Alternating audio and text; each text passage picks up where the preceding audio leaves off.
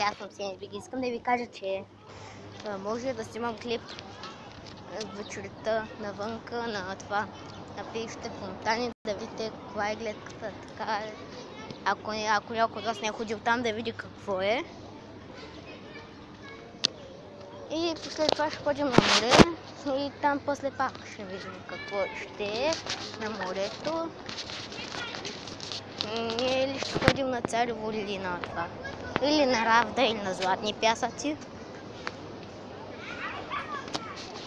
Аз предпочитам или на това, как се казваше. Слънчев бряг, да, Слънчев бряг. И там ще имам, който не е ходил на море. Защото повечето от вас искаха да снимам, който не е ходил на море. И ще видите какво е да си на море. Там ще гледам като съм под водата, да гледате какво е под водата. Ще гледаме да видим дали ще мога да съм на дъното.